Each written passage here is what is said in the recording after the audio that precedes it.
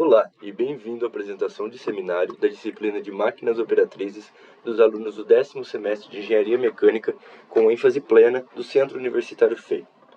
Nossa equipe é composta pelos seguintes integrantes: Danilo Alves Migliorini, Gustavo Henrique Pirisdem, João Paulo Tomé Belletti, José Ítalo dos Santos e Rodrigo Fabro Guariente.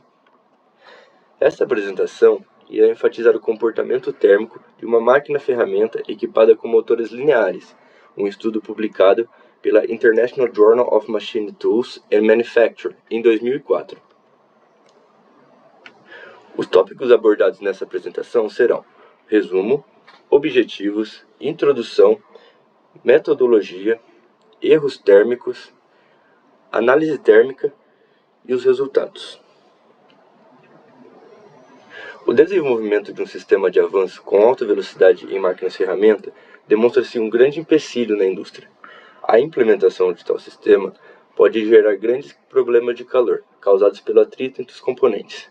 Tal calor pode afetar a máquina, causando deformações e impactando em seu funcionamento e precisão. Componentes analisados termicamente revelam a melhoria com a utilização de motores lineares.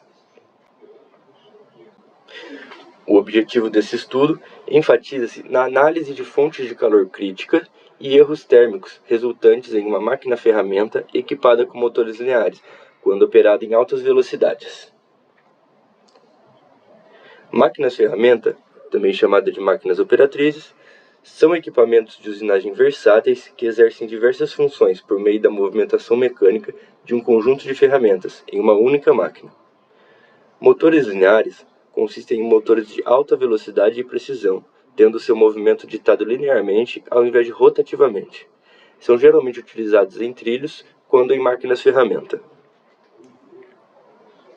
Para o experimento exemplificado neste artigo, foi utilizado como parâmetro de base um centro de usinagem horizontal FH500, produzido pela empresa Daewoo Heavy Industries and Machine. Utilizado também motores lineares 1FN3 para os movimentos dos eixos X e Y e motores 1FN1 para os movimentos do eixo Z, ambos fabricados pela empresa Siemens. Para as medições térmicas, foram acoplados 32 thermopares em formas de T, realizando medições a cada 20 segundos. Os termopares foram dispostos e acoplados na seguinte configuração: o fuso e seu cooler também deixados para eliminar o efeito de deformação térmica do eixo em si. Modelos FEM foram construídos separadamente para eliminar efeitos combinados sobre o erro térmico e operar em vários eixos. Este método foi modelado separadamente por alguns motivos. Em muitos casos, a deformação térmica de uma escala linear é o componente de erro térmico dominante. Portanto, usar apenas um modelo FEM para a escala linear permite simulação mais simples, rápida e fácil de analisar. Também, os resultados de um modelo separado podem ser usados para analisar o erro composto medido experimentalmente. Os softwares utilizados para a modelagem geométrica e a solução do FEM foram, respectivamente, o SolidWorks 2001 e o CosmosWorks 7.0. Da mesma forma que para o modelo de malha em escala linear foram utilizados 192.913 nós e 110.265 elementos, na análise de deformação térmica, o deslocamento dos nós que compõem a superfície inferior da ferramenta de usinagem foi considerado como zero. O fluxo de calor foi inserido para representar o calor gerado pela fricção do rolete nas guias lineares dos eixos X, Y e Z. O efeito de um resfriador de precisão foi representado por um fluxo de calor negativo. A parte principal do motor linear é muito complexa para modelar. Porém, com o uso do modelo simplificado, a análise foi rápida e fácil.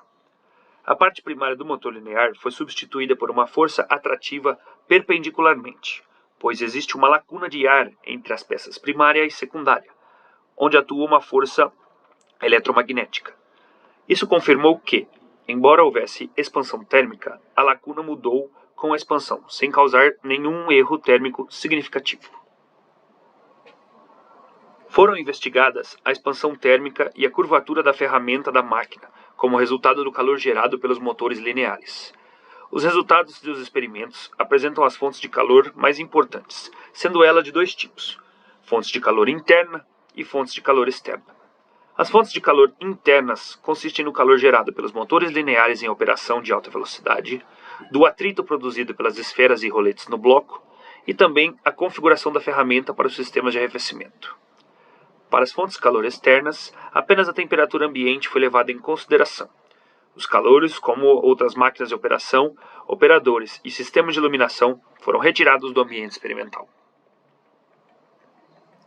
O calor e a temperatura demonstram um deslocamento linear conforme o gráfico apresentado. A temperatura aumentou no motor linear, no bloco guia linear e na escala linear, devido a um deslocamento na direção Y, como demonstrado na figura. Mostram-se as alterações arbitrárias na taxa de alimentação na direção Y, usadas no experimento. Temos o gráfico a seguir. Mostra que as variações de temperatura do motor linear do eixo Y foram semelhantes à variação da taxa de alimentação. Os gráficos mostram uma concordância muito próxima com a expansão térmica linear do eixo Y. Além disso, isso implica que a expansão térmica da escala linear foi o componente de erro térmico dominante neste caso. Para verificar esses resultados, o comportamento térmico da escala linear foi simulado usando o FEM. A deformação no eixo Y durante o deslocamento mostra concordância muito próxima com a expansão térmica do mesmo eixo, como demonstrado no gráfico A. Além disso, isso implica que a expansão térmica da escala linear foi o componente de erro térmico dominante neste caso. Esse procedimento também pode ser aplicado ao eixo X. Ao se deslocar no eixo X, o calor de atrito gerado no bloco guia é conduzido para a escala linear através da estrutura da máquina-ferramenta. Portanto, um componente térmico semelhante aos descritos acima foi obtido pela mesma análise através do gráfico C. Mostrando os resultados do FM para o eixo Z, erro térmico demonstra a distribuição da temperatura.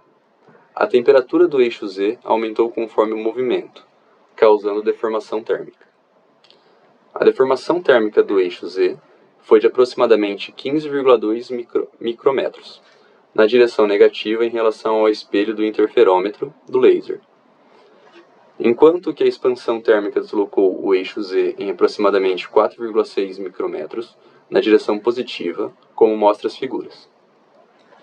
Utilizando-se o FM, o erro calculado foi de 6,2 micrômetros, o que ficou próximo ao valor medido de 6,6 micrômetros. Se nenhum resfriador de precisão for usado, o calor gerado em um motor linear é conduzido para a estrutura da máquina-ferramenta, causando deformação térmica.